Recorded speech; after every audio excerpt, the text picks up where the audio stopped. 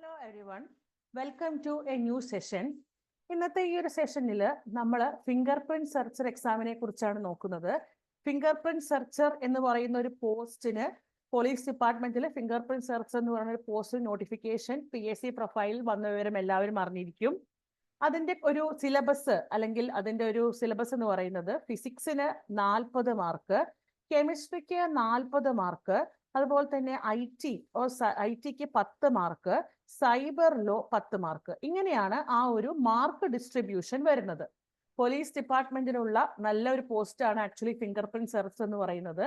മാത്രമല്ല ഫിസിക്സും കെമിസ്ട്രിയും പഠിച്ചവർക്ക് ഉള്ള ഒരു സയന്റിഫിക് ഓഫീസർ എക്സാം കഴിഞ്ഞാൽ തന്നെ ഉടനായിട്ട് കിട്ടിയ നല്ലൊരു പോസ്റ്റാണ് ഈ ഫിംഗർ പ്രിന്റ് സെർച്ചർ എന്ന് പറയുന്നത്.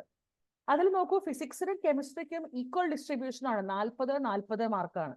ഫിസിക്സോ കെമിസ്ട്രിയോ ഡിഗ്രി പഠിച്ചവർക്ക് ഫിസിക്സും കെമിസ്ട്രിയും, ഫിസിക്സ് ഡിഗ്രി പഠിച്ചവർക്ക് കെമിസ്ട്രി പഠിക്കാനും അതുപോലെ തന്നെ കെമിസ്ട്രി ഡിഗ്രി പഠിച്ചവർക്ക് ഫിസിക്സ് പഠിക്കാനും വലിയ ബുദ്ധിമുട്ടില്ല.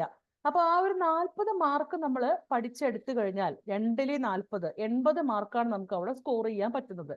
പിന്നെ കോമ്പറ്റേറ്റീവ് എക്സാംസിന് പഠിച്ചുകൊണ്ടിരിക്കുന്ന എല്ലാവർക്കും ഏകദേശം IT, സൈബർ ലോ കാര്യങ്ങൾ നമുക്ക് അറിയാവുന്നതായിരിക്കും. എന്നിരുന്നാൽ പോലും ഒന്ന് പൊടിതട്ടിയെടുത്താൽ IT, സൈബർ ലോയിലെ 20 മാർക്കിൽ ഒരു 15 എബവ് നമുക്ക് ഉറപ്പിക്കാവുന്നതാണ്. സോ ഫിസിക്സിനും കെമിസ്ട്രിക്കും ഈക്വൽ ഇമ്പോർട്ടൻസ് കൊടുത്ത് നടത്തുന്ന ഒരു പരീക്ഷയാണ് ഈ പറയുന്ന ഫിംഗർ പ്രിന്റ് സെർച്ചർ എക്സാമിനേഷൻ എന്ന് പറയുന്നത്. ലാസ്റ്റ് കഴിഞ്ഞ നോട്ടിഫിക്കേഷനേക്കാൾ ഒരുപാട് സാലറി സ്കെയിലൊക്കെ ഇൻക്രീസ് ചെയ്തിട്ടാണ് ഈ തവണ നോട്ടിഫിക്കേഷൻ വന്നപ്പോൾ അതിൽ ഉണ്ടായിരുന്നത്. അപ്പൊ എല്ലാം കൊണ്ടും നല്ലൊരു ഗ്ലോറിയസ് ആയ ഒരു പോസ്റ്റ് തന്നെയാണ് ഫിംഗർ പ്രിന്റ് സെർച്ചർ എന്ന് പറയുന്നത്. ഫിംഗർ പ്രിന്റ് സെർച്ചറിൽ പ്രീവിയസ് ഇയർ ആയി നടന്ന ക്വസ്റ്റ്യൻ പേപ്പറിലെ ക്വസ്റ്റ്യൻസ് ഡിസ്കഷൻ ആണ് നമ്മൾ ഉദ്ദേശിക്കുന്നത്. സോ ലാസ്റ്റ് നടന്ന ക്വസ്റ്റ്യൻ പേപ്പറിലെ ഒരു ക്വസ്റ്റ്യൻ നമുക്ക് നോക്കാം. ലൈമാൻ സീരീസ് ഫസ്റ്റ് ക്വസ്റ്റ്യൻ ആണ്. മാച്ച് ദ ഫോളോയിങ് എന്നാണ് ക്വസ്റ്റ്യൻ. അതായത് സീരീസുകൾ കൊടുത്തിട്ടുണ്ട് എ പാർട്ടിൽ. Lyman series, Paschen series, Balmer series, Pfund series. ഈ സീരീസുകൾ ഏത് റേഞ്ചിലാണ് അല്ലെങ്കിൽ അവരുടെ ആ ഒരു ലെവൽ ഏത് റേഞ്ചിലാണെന്നാണ് ഇപ്പുറത്ത് കൊടുത്തിരിക്കുന്നത്. ഫാർ ഇൻഫ്രാറെഡ് ആണോ, ഇൻഫ്രാറെഡ് ആണോ, near infrared, ultra violet, visible. ഈ ഓരോ സീരീസുകളും കറസ്പോണ്ടിങ് ആയിട്ട് ഏത് റേഞ്ചിലാണ് വരുന്നത് എന്നാണ് നമുക്ക് ഇവിടെ മാച്ച് ചെയ്യേണ്ടത്. അത് ഈ ABCD എന്ന 4 ഓപ്ഷനും കൊടുത്തിട്ടുണ്ട്. അപ്പോൾ ആക്ച്വലി ഇത് ഹൈഡ്രജൻ സ്പെക്ട്രത്തിൽ വരുന്ന ഒരു ഭാഗമാണ് അല്ലെ. ഹൈഡ്രജൻ സ്പെക്ട്രത്തിൽ വരുന്ന സീരീസുകളാണ്. ഹൈഡ്രജൻ സ്പെക്ട്രത്തിൽ വരുന്ന ആ ഒരു ക്വാണ്ടൈസേഷൻ ഒക്കെ നമ്മുടെ ക്വാണ്ടം മെക്കാനിക്സ് എന്ന് പറയുന്ന ഫീൽഡിന്റെ ഒറിജിനും അതിന്റെ ഡെവലപ്മെന്റിനും ഒക്കെ കാരണമായിട്ടുണ്ട് എന്ന് നമുക്കറിയാം.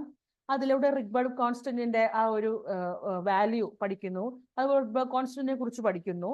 ഇവയൊക്കെ കാര്യങ്ങളെല്ലാം ക്വാണ്ടം മെക്കാനിക്സ് എന്ന് പറയുന്ന ഫീൽഡിലേക്കുള്ള ഒരു കാൽവെപ്പ് തന്നെയായിരുന്നു. ഹൈഡ്രജൻ സ്പെക്ട്രം വളരെ ഇമ്പോർട്ടന്റ് ആയ ഒരു പോർഷനും കൂടിയാണ്. ഈ ഹൈഡ്രജൻ സ്പെക്ട്രത്തിൽ വരുന്ന സീരീസുകളെ കുറിച്ച് നമുക്ക് നോക്കാം. അതിനു മുന്നേ ഹൈഡ്രജൻ സ്പെക്ട്രം എന്താണ് ആക്ച്വലി അവിടെ സംഭവിക്കുന്നത് നമുക്ക് നോക്കാം. Firstly a hydrogen molecule is broken in to hydrogen atom. ഒരു ഹൈഡ്രജൻ മോളിക്യൂൾ എന്താകുന്നു? ഹൈഡ്രജൻ ആറ്റമായി ബ്രേക്ക് ചെയ്യുന്നു. ഇനിയോ the electron in a hydrogen atom absorbs energy and get excited. ഈ ഹൈഡ്രജൻ ആറ്റത്തിന് ഇലക്ട്രോൺ എന്ത് ചെയ്യുന്നു? അയാൾ എനർജി അബ്സോർബ് ചെയ്തിട്ട് എക്സൈറ്റഡ് ആകുന്നു. ഇനിയോ the electron jumps from a lower energy level to a higher energy level. ഈ ഇലക്ട്രോൺ എന്ത് ചെയ്യുന്നു? ലോവർ എനർജി ലെവലിൽ നിന്ന് ഹയർ എനർജി ലെവലിലോട്ട് ജമ്പ് ചെയ്യുന്നു. And when it comes back to its original state, ഈ ഹയർ എനർജി ലെവലിലോട്ട് പോയ ഇലക്ട്രോൺ അതിന്റെ ഒറിജിനൽ ആയിട്ടുള്ള സ്റ്റേറ്റിലോട്ട് മടങ്ങി വരുന്ന സമയത്ത് എന്ത് സംഭവിക്കുന്നു? It gives out energy gives out ചെയ്തിട്ട് ഈ പറയുന്ന സ്പെക്ട്രം ഫോം ചെയ്യുന്നു, ഹൈഡ്രജൻ സ്പെക്ട്രം ഫോം ചെയ്യുന്നു. ആ എനർജി ഗീവ്സ് ഔട്ട് ചെയ്യുന്നതിലാണ് നമ്മുടെ ഈ സീരീസ് എന്ന് പറയുന്ന പല പല സീരീസുകൾ വരുന്നത്. ആ എനർജി ഗീവ്സ് ഔട്ട് ചെയ്യുന്നത് പല പല ലെവലിലോട്ടാണ്. അപ്പോഴാണ് ഈ നമ്മൾ ഈ നേരത്തെ കണ്ട 1, 2, 3, 4 ആയിട്ടുള്ള സീരീസുകൾ ഉത്ഭവിക്കുന്നത്. അങ്ങനെയാണ്. അപ്പോൾ ഒരു ഹൈഡ്രജൻ മോളിക്യൂള് ഒരു ഹൈഡ്രജൻ ആറ്റമായി ബ്രേക്ക് ചെയ്യുന്നു. അതിനുശേഷം എന്താണ്? അതിൽ ഇലക്ട്രോൺസ് എനർജി അബ്സോർബ് ചെയ്ത് എക്സൈറ്റഡ് ലെവലിലോട്ട് പോകുന്നു. അതിനുശേഷം ആ എക്സൈറ്റഡ് ലെവലിലുള്ള ഇലക്ട്രോൺസ് അയാളുടെ പ്രീവിയസ് സ്റ്റേറ്റിലോട്ട് വരുന്ന സമയത്ത് എനർജി പുറത്തുവിടുന്നു. ആ എനർജി പുറത്തുവിടുന്നത് സ്പെക്ട്രത്തിന്റെ ഫോമിലാണ്, അല്ലെങ്കിൽ അത് ഓരോ പെർട്ടിക്കുലർ റീജിയനിലോട്ടാണ് എനർജി പുറത്തുവിടുന്നത്. ഓക്കെ, അപ്പൊ ഇതാണ് നമ്മുടെ ഹൈഡ്രജൻ സ്പെക്ട്രത്തിൽ വരുന്ന ആൾക്കാര്. ലൈമാൻ സീരീസ്, അതായത് ഫൈനൽ ആയിട്ട്, അതായത് എൻ ഇനീഷ്യലും ഉണ്ട് എൻ ഫൈനലും ഉണ്ട്. എൻ ഫൈനൽ ആയിട്ട് അയാൾ വരുന്നത് ഏത് സ്റ്റേറ്റിലോട്ടാണ്? ഫസ്റ്റ് സ്റ്റേറ്റിലോട്ടാണെങ്കിൽ നമ്മൾ അതിനെ വിളിക്കുന്ന പേര് ലൈമാൻ സീരീസ് എന്നാണ്. ഇത് വേവ് ലെങ്ത് ഇൻക്രീസ് ചെയ്യുന്ന ഓർഡറിലാണ് നമ്മുടെ ഈ സീരീസുകൾ. First one Lyman series. അപ്പോ ഈ ഇനീഷ്യൽ ആയിട്ട് ഇയാൾ വരുന്നത് ഏത് ലെവലിൽ നിന്നാണ് നോക്കൂ? ഇൻഫിനിറ്റി മുതൽ വരെ ആവാം. ഇൻഫിനിറ്റിയിൽ നിന്നാവാം, N5 നിന്നാവാം, N4 നിന്നാവാം, N3 നിന്നാവാം, 2 നിന്നാവാം. പക്ഷെ അവസാനം വന്നെത്തുന്നത് എവിടെയാണ്? ആ ഫൈനൽ സ്റ്റേറ്റ് N=1 അത്തരം സീരീസിനെ നമ്മൾ എന്താ വിളിക്കുക? ലൈമാൻ സീരീസ് എന്നാണ് വിളിക്കുക. ഇനി ബാൾമർ സീരീസ് ആണെങ്കിൽ നോക്കൂ, നമ്മൾ ഈ പറഞ്ഞ പോലെ ഇനീഷ്യൽ ആയിട്ട് ഈ പറയുന്ന ആളെ വരാവുന്നത് ഇൻഫിനിറ്റിയിൽ നിന്നാവാം, 5 നിന്നാവാം, 4 നിന്നാവാം, 3 നിന്നാവാം, 2 നിന്നാവാം. പക്ഷെ 2 നിന്നാവാൻ പറ്റില്ല, 2 അതായത് 3 വരെ ആകാം. 3 2 ഇയാൾ വരുന്നത്. അവിടെയുള്ള ഫൈനൽ സ്റ്റേറ്റ് ഏതാണ്? N=2 ആണ്. ലൈമാൻ സീരീസ് ആണെങ്കിൽ ഫൈനൽ സ്റ്റേറ്റ് ഏതാണ്? N=1 ഇനി പാഷൻ സീരീസ് ആണെങ്കിലോ ഫൈനൽ ആയിട്ട് വരുന്ന സ്റ്റേറ്റ് N=3 ആണ്. എവിടുന്ന് ആവാം? 4 നിന്നാവാം, 5 നിന്നാവാം, ഇൻഫിനിറ്റിയിൽ നിന്നാവാം. ആ വരുന്ന സ്റ്റേറ്റ് ഏതാണ്? ഫൈനൽ ആയിട്ട് വരുന്നത് ഏത് സ്റ്റേറ്റിലോട്ടാണ്? N=3. അപ്പൊ 3 എന്ന് പറഞ്ഞാൽ അത് പാഷൻ സീരീസ് ആണ്. ഇനി ഫൈനൽ ആയിട്ട് വരുന്ന സ്റ്റേറ്റ് 4 ആണെങ്കിലോ അത് ഏത് സീരീസ് ആണ്? ബ്രാക്കറ്റ് സീരീസ് ആണ്. എവിടുന്ന് മുതൽ വരാം? N=4 ആണ് ഫൈനൽ സ്റ്റേറ്റ്. അപ്പോ 5 നിന്നാകാം, 6 നിന്നാവാം, മുകളിലുള്ള ഏത് സ്റ്റേറ്റിൽ നിന്ന് കമ്മിങ് ടു ഏത് സ്റ്റേറ്റ് ആണ്? N=4 എന്ന് പറയുന്ന ആ ഒരു ലെവലിലോട്ടാണ് വരുന്നത്. ഇനി പി ഫണ്ട് സീരീസ് ആണെങ്കിലോ, പി ഫണ്ട് സീരീസ് ആണെങ്കിൽ ഫൈനൽ ആയിട്ട് വരുന്നത് N=5 എന്ന് പറയുന്ന ആ സ്റ്റേറ്റിലോട്ടാണ്, ഹയർ ആയിട്ടുള്ള സ്റ്റേറ്റിൽ നിന്ന് ഈ ഒരു സ്റ്റേറ്റിലോട്ടാണ് വരുന്നത്. അപ്പൊ ഹൈഡ്രജൻ സ്പെക്ട്രത്തിൽ കാണുന്ന ഡിഫറെന്റ് സീരീസുകളാണ് ഇവിടെ ഓർത്തിരിക്കേണ്ടതും നമ്മൾ മനസ്സിലാക്കേണ്ടതും. വിട്ടുപോകാത്ത കാര്യം എന്താന്ന് വെച്ചാൽ ഈ ഫൈനൽ ആയിട്ട് വരുന്ന state N=1 Lyman series, N=2 Balmer series, N=3 passion series, N=4 bracket series, N=5 P fund series. ഇത് ഈ ഓർഡറിലെ പഠിച്ചു വെക്കുക. ഇൻക്രീസിംഗ് വേവ് ലെങ്ത് ഓർഡറിലാണെന്ന് മനസ്സിലാക്കി വെക്കുക. Lyman series, Balmer series, Paschen series, Brackett series and Pfund series. Okay ആണ്. So moving on to next section. Lyman. അപ്പൊ ഈ സീരീസുകൾ ഏതൊക്കെ ലെവലിലാണ്? അതായത് ഇപ്പൊ നമ്മളത് പഠിച്ചു. ഫൈനൽ സ്റ്റേറ്റ് N=1 ആണെങ്കിൽ ലൈമാൻ സീരീസ് ആണ് നമ്മൾ കണ്ടു. അത് ഏത് റേഞ്ചിലാണ് നോക്കൂ? ഇലക്ട്രോമാഗ്നറ്റിക് സ്പെക്ട്രത്തിന്റെ ഏത് റേഞ്ചിലാണ് അയാൾ വരുന്നത്? UV റീജിയനിലാണ് വരുന്നത്. ബാൾമർ സീരീസ് ആണെങ്കിലോ വിസിബിൾ ഓർ UV റീജിയൻ. അവിടെ നോക്കൂ, N=NF. ഫൈനൽ സ്റ്റേറ്റ് എന്ന് പറയുന്നത് 2 ആണ്. ഇനീഷ്യൽ എന്ന് പറയുന്നത് greater than or equal to 3 ആവാം. 3 ആണ്. ഓക്കെ. പാഷൻ സീരീസ് എന്ന് പറയുന്നത് IR റീജിയനിലാണ്. അവിടെ ഫൈനൽ സ്റ്റേറ്റ് 3 ആണ്. ഇനീഷ്യൽ സ്റ്റേറ്റ് നോക്കൂ, 4 4 കൂടുതലോ ആവാം, അല്ലെ? 4 നിന്നാവാം, 5 നിന്നാവാം, 6 നിന്നാവാം. അതാണ് Ni is greater than or equal to 4. Bracket series ആണെങ്കിലോ IR റീജിയനിലാണ്. ഈ NF = 4 ആണ്. ഫൈനൽ സ്റ്റേറ്റ് 4 ആണ്. ഇനീഷ്യൽ സ്റ്റേറ്റ് 5 5 കൂടുതലോ ആവാം. പി ഫണ്ട് ആണെങ്കിലോ പി ഫണ്ട് IR റീജിയനിലാണ്. ഫൈനൽ സ്റ്റേറ്റ് 5 ആണ്. ഇനീഷ്യൽ സ്റ്റേറ്റ് 6 6 കൂടുതലോ ആവാം. അപ്പൊ നോക്കൂ, ലൈമാൻ സീരീസ് UV റീജിയൻ ആണ്. Balmer series visible or ultra UV region ആണ്. പാഷൻ സീരീസ് എങ്ങനെയാണ്? IR റീജിയൻ ആണ്. ബ്രാക്കറ്റ് IR ആണ്. പി ഫണ്ട് IR ആണ്. പക്ഷെ നമുക്ക് ഒന്നും കൂടി ഈ ഒരു കേസിൽ സ്പെസിഫിക് ആവണം. കാരണം നമ്മുടെ ഓപ്ഷൻസിൽ നിയർ IR, ഫാർ IR എന്നൊക്കെ ഉണ്ട്. അപ്പൊ നമുക്ക് ഒന്നും കൂടി മനസ്സിലാക്കേണ്ട ആവശ്യമുണ്ട്. Rydberg showed that all series above could be reproduced using, ഇതാണ് നമ്മുടെ ഒരു ഇമ്പോർട്ടന്റ് ആയ equation. 1/λ is equal to RH into 1/NF² minus NI square. ഇവിടെ ഈ ഫൈനൽ NF എന്ന് പറയുന്നത് ലൈമാന് 1 ആണ്. NF എന്ന് പറയുന്നത് ബാൾമറിന് 2 ആണ്. NF എന്ന് പറയുന്നത് പാഷന് 3 ആണ്. NF എന്ന് പറയുന്നത് ബ്രാക്കറ്റിന് 4 ആണ്. NF എന്ന് പറയുന്നത് പി ഫണ്ടിന് എത്രയാണ്? 5 ആണ്. ഓക്കെ. 1/NI². ഇനീഷ്യൽ ആണ് ഈ പറയുന്നത്. നമുക്ക് ഓരോ സീരീസ് എഴുതുമ്പോഴും NFഉം NIയും മാറും. അതായത് സീരീസ് ലിമിറ്റ് NI ഇൻഫിനിറ്റി, അതായത് എവിടെ ഇൻഫിനിറ്റി മുതൽ നമുക്ക് ഏത് വേണമെങ്കിൽ ആവാം. ഫൈനൽ സ്റ്റേറ്റ് എന്ന് പറയുന്നത് 1 2 അങ്ങനെയാണ് പോകുന്നത്. ഓക്കെ. അപ്പൊ ഇവിടെ വരുന്ന റിഡ്ബർഗ് കോൺസ്റ്റന്റിന്റെ വാല്യൂ നമ്മളൊന്ന് മനസ്സിലാക്കിയിരിക്കണം. Rydberg constant R is equal to 1.097 into 10⁻⁷ m⁻⁻⁻⁻⁻. എല്ലാ കോൺസ്റ്റൻസും നമ്മൾ വിത്ത് യൂണിറ്റ് വേണം പഠിച്ചു വെക്കാൻ. R ആണെങ്കിലും H ആണെങ്കിലും യൂണിവേഴ്സൽ ഗ്യാസ് കോൺസ്റ്റന്റ് ആണെങ്കിലും എന്താണെങ്കിലും വിത്ത് യൂണിറ്റ് പഠിക്കുമ്പോഴാണ് ആ ഒരു വാല്യൂവിനൊരു പൂർണ്ണത അവിടെ വരുള്ളൂ.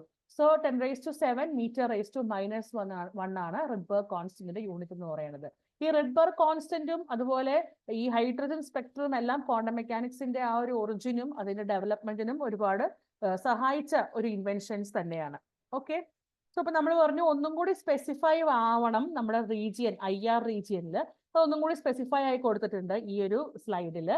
Lyman ultraviolet, Balmer visible, Paschen നോക്കൂ ഇൻഫ്രാറെഡ് ആണ്, നിയർ IR, ബ്രാക്കറ്റ് നോക്കൂ മിഡിൽ IR, പി ഫണ്ട് നോക്കൂ ഫാർ IR. അപ്പൊ ഈ ഒരു ഓർഡർ പഠിച്ചു വെക്കണേ. Lyman, Balmer, Paschen, Brackett, Pfund. Ultraviolet, visible, near infrared, middle infrared, far. ആദ്യം അടുത്ത് നിയർ ഇൻഫ്രാറെഡ്, പിന്നെ മിഡിൽ പോർഷൻ, പിന്നെ ഫാർ പോർഷൻ. പക്ഷെ കറസ്പോണ്ടിങ് ആയിട്ട് ഇവിടെയും ഓർക്കണം Paschen, Brackett, Pfund. Okay ആണേ, ക്ലിയർ ആയി എന്ന് വിചാരിക്കുന്നു. അപ്പോ നമുക്ക് കൂടുതൽ കാര്യങ്ങളിലോട്ട് കടക്കാം. നമ്മൾ ഈ കാണുന്ന ഈ ഒരു റീജിയന്റെ കാര്യങ്ങളും നമ്മുടെ ക്വസ്റ്റ്യനും ഇലക്ട്രോമാഗ്നറ്റിക് സ്പെക്ട്രവുമായിട്ടുള്ള ഒരു റിലേഷൻ. ഇലക്ട്രോമാഗ്നറ്റിക് സ്പെക്ട്രത്തിന്റെ കാര്യമാണ് ഇവിടെ അല്ലെ. Electromagnetic spectrum, the entire distribution of electromagnetic radiation according to frequency or wavelength. എന്താണ് ആക്ച്വലി ഈ ഇലക്ട്രോമാഗ്നറ്റിക് സ്പെക്ട്രം എന്ന് പറയുന്നത്? അത് ഇലക്ട്രോമാഗ്നറ്റിക് റേഡിയേഷന്റെ ഡിസ്ട്രിബ്യൂഷൻ ആണ്. എന്തിന്റെ അടിസ്ഥാനത്തില്? ഫ്രീക്വൻസിയുടെ അല്ലെങ്കിൽ വേവ് ലെങ്ത്തിന്റെ അടിസ്ഥാനത്തില്. Electromagnetic waves travel at an extremely high speed, the speed of light. അതായത് സ്പീഡ് ഓഫ് ലൈറ്റിന്റെ റേഞ്ചിലാണ് നമ്മൾ ഇലക്ട്രോമാഗ്നറ്റിക് വേവ് ട്രാവൽ ചെയ്യുന്നത്, ഒരു ഹൈ സ്പീഡിലാണ്. ഓക്കെ, അപ്പോൾ ഇവിടെ ഇലക്ട്രോമാഗ്നറ്റിക് സ്പെക്ട്രത്തിൽ വരുന്ന ഒരു ഡിസ്ട്രിബ്യൂഷൻ എങ്ങനെയാണ്? ഫ്രീക്വൻസിയുടെ അല്ലെങ്കിൽ വേവ് ലെങ്ത്തിന്റെ ഓർഡറിലാണ്. Okay, the type of electromagnetic radiation. Electromagnetic radiation അല്ലെങ്കിൽ ആ സ്പെക്ട്രത്തിലുള്ള ആൾക്കാർ ആരൊക്കെയാണ് നമുക്ക് നോക്കാം. ഗാമ റേഡിയേഷൻ, അതുപോലെ തന്നെ എക്സ്റേ റേഡിയേഷൻ, അതുപോലെ തന്നെ അൾട്രാവയലറ്റ് റേഡിയേഷൻ, വിസിബിൾ ലൈറ്റ്. നമ്മൾ കാണുന്ന നമ്മുടെ വിസിബിൾ ലൈറ്റ് ഇലക്ട്രോമാഗ്നറ്റിക് സ്പെക്ട്രത്തിൽ ഒരാളാണ് അല്ലെ. മാക്സ്വെൽ ആണ് ഇലക്ട്രോമാഗ്നറ്റിക് സ്പെക്ട്രം ഓർഡറിൽ അറേഞ്ച് ചെയ്തതൊക്കെ മാക്സ്വെൽ ആണ്. Infrared radiation, microwave radiation, radio waves. ഇതാണ് ഇലക്ട്രോമാഗ്നറ്റിക് സ്പെക്ട്രത്തിലെ ആള്. അതായത് ഫ്രീക്വൻസിയുടെ അല്ലെങ്കിൽ വേവ് ലെങ്ത്തിന്റെ ഓർഡറിലാണ്. അത് ഏത് ഓർഡറിലാണ് നമുക്ക് നോക്കാം. ഇതാണ് നമ്മുടെ റേഡിയേഷൻസ്. ഏതൊക്കെയാണ്? Gamma radiations, X-ray radiation, ultraviolet, visible, infrared, microwave, radio waves. Okay, നമ്മൾ ആ സ്പെക്ട്രത്തിന്റെ കാര്യം പറഞ്ഞത് കൊണ്ടാണ് ഈ ഒരു ഇലക്ട്രോമാഗ്നറ്റിക് സ്പെക്ട്രം കൂടി നമുക്ക് ഇതിൽ മനസ്സിലാക്കാം എന്ന് വിചാരിച്ചത്. ഇതാണ് നമ്മുടെ ഇലക്ട്രോമാഗ്നറ്റിക് സ്പെക്ട്രത്തിലെ വരുന്ന റേഡിയേഷൻസ്. ഇനി ഇവരെങ്ങനെയാണ് നോക്കൂ. This classification goes in the increasing order of wavelength. Increasing order of വേവ് ലെങ്ത്തിലാണ് ആ ക്ലാസിഫിക്കേഷൻ. നമ്മൾ ആ കൊടുത്തിരിക്കുന്ന order increasing order of wavelength ആണ്. ഇൻക്രീസിംഗ് ഓർഡർ ഓഫ് വേവ് ലെങ്ത്തിലാണ് നമ്മൾ ആ റേഡിയേഷൻസിനെ അറേഞ്ച് ചെയ്തിരുന്നത്. നോക്കൂ, അപ്പൊ ഈ കൊടുത്തിട്ടുള്ള gamma radiation, X-ray radiation, ultraviolet, visible, infrared, microwave, radio wave, ഇതെങ്ങനെയാണ്? ഏത് ഓർഡറിലാണ്? ഇൻക്രീസിംഗ് ഓർഡർ ഓഫ് വേവ് ലെങ്ത്തിലാണ്. അപ്പൊ നമുക്ക് നോക്കാം. റേഡിയോ വേവ്സിന്റെ ആ ഒരു റേഞ്ച്, വേവ് ലെങ്ത്തിന്റെ റേഞ്ച് നോക്കൂ. 700 നാനോമീറ്റർ ആണ്. നാനോമീറ്റർ റേഞ്ചിലാണ്. നാനോമീറ്റർ എന്ന് പറഞ്ഞാൽ ഏതാ റേഞ്ച്? 10⁻⁹ ആണ് അല്ലെ. റേഡിയോ വേവ്സിന്റെ ആ റേഞ്ച് നോക്കൂ, 700 nanometre. Microwaves 600 nanometre. Infrared 580 nanometre. Visible light 550 nanometre. UV 475 nanometre. X-ray 450 nanometre. Gamma ray 400 nanometre. ഇതാണ് ആ ഒരു വേവ് ലെങ്ത്തിന്റെ ആ ഒരു റേഞ്ച് ഓരോ റേഡിയേഷന്റെയും എന്ന്. ഇതും ഒരു ക്വസ്റ്റ്യൻ ആയി ചോദിക്കാവുന്ന ഏരിയയാണ്. ഇലക്ട്രോമാഗ്നറ്റിക് സ്പെക്ട്രം വന്നു, അൾട്രാവയലറ്റ്, ഇൻഫ്രാറെഡ് ഒക്കെ ആ ഒരു ഓർഡറിൽ വന്നത് കൊണ്ട് അവരെ കുറിച്ച് പറഞ്ഞത് കൊണ്ടാണ് ഇലക്ട്രോമാഗ്നറ്റിക് സ്പെക്ട്രത്തിന്റെ കാര്യം കൂടി ഈ ഒരു സെഷനിൽ ഇൻക്ലൂഡ് ചെയ്തത്. അപ്പോ ഇതൊക്കെ ഓക്കെ. നമ്മുടെ ക്വസ്റ്റ്യനിലോട്ട് നമുക്ക് ഒന്നും കൂടി വരാം. ഇതായിരുന്നു നമ്മുടെ ക്വസ്റ്റ്യൻ അല്ലെ. Lyman series, Paschen series, Balmer series, P fund series, ഇത് ഏത് ഓർഡറിലാണ് എന്നാണ് നമ്മളോട് ചോദിച്ചിരിക്കുന്നത് അല്ലെ.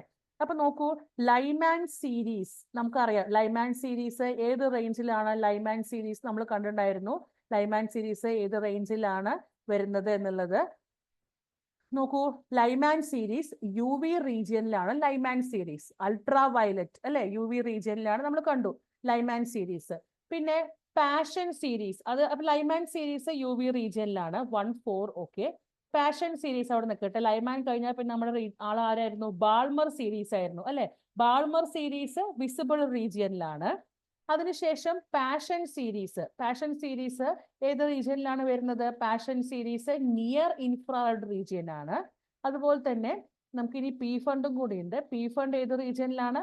Far infrared റീജിയനിലാണ്. അതിന്റെ ഇടയിൽ നമ്മൾ വിട്ടുപോയ നടുവിലുള്ള ആള് ബ്രാക്കറ്റ് സീരീസ് ആണ്. ബ്രാക്കറ്റ് സീരീസ് ഏതാണ്? മിഡ് ഇൻഫ്രാറെഡ് റീജിയനിലാണ് ബ്രാക്കറ്റ് സീരീസ് ഉള്ളത്. അപ്പോൾ Lyman series visible region, passion series ഏത് റീജിയനിലാണ് വരിക?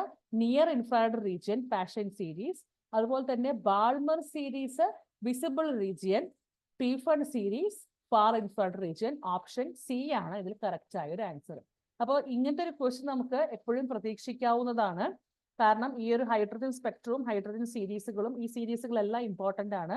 ഇവരുടെ റേഞ്ചും അതുപോലെ തന്നെ ഇമ്പോർട്ടന്റ് ആണ്. ഇലക്ട്രോമാഗ്നറ്റിക് സ്പെക്ട്രത്തിലുള്ള ഓരോ റേഡിയേഷൻസ് ഇൻക്രീസിങ് ഓർഡർ ഓഫ് വേവ് ലെങ്ത്തിൽ എങ്ങനെയാണ് ആ ഒരു ഓർഡർ പഠിക്കേണ്ടതെന്നും ആ ഓർഡറിന്റെ റേഞ്ച് അവരുടെ ഏതൊക്കെ റേഞ്ചിലാണെന്നുള്ളതും പഠിച്ചിരിക്കേണ്ടത് ഒരു ക്വസ്റ്റ്യൻസ് ചോദിക്കാവുന്ന ചാൻസ് ഉള്ള, വളരെയധികം ചാൻസ് ഉള്ള ഒരു റീജിയൻ ആണ്.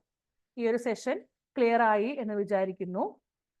ചാനൽ നിങ്ങൾക്ക് യൂസ്ഫുൾ ആണെന്ന് തോന്നുകയാണെങ്കിൽ സബ്സ്ക്രൈബ് ചെയ്യുക. Thank you.